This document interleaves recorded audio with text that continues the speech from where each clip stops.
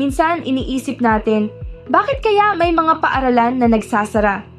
Akala natin, basta may building, estudyante at guro, okay na.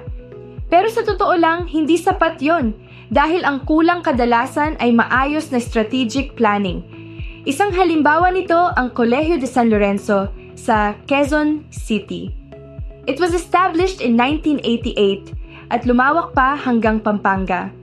Pero noong Agosto 15, 2022, sa mismong araw na dapat magsimula ang klase, nagulat ang lahat. Bigla na lang nilang inanunsyo ang permanent closure. The reason? Financial instability, lalo na noong pandemic.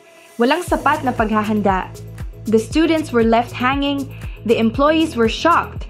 It was a heartbreaking moment that could have been avoided with better financial foresight. Ganun din ang nangyari sa Kalayaan College na sinimulan pa ng dating UP President na si Dr. Jose Abueva. Noble ang mission, quality education for all.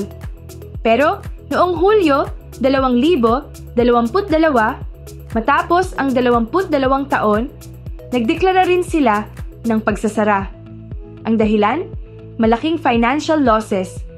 Ipinakita nito na kahit gaano pa kaganda ang vision ng isang paaralan, kung walang solidong financial planning at adaptability, pwedeng mabigo.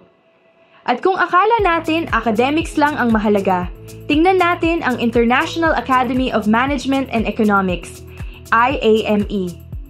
In 2012, 3 major programs nila ang ipinasara ng CHED dahil hindi pasado sa quality standards. Eventually, pati ang Supreme Court ay nagdesisyong ipatigil ito. The lesson?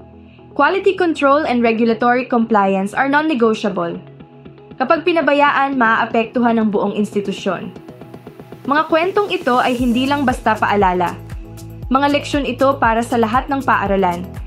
Kailangan ang maagang pagpaplano, wastong pamamahala ng pondo, at mataas na kalidad ng edukasyon para tumagal at magtagumpay.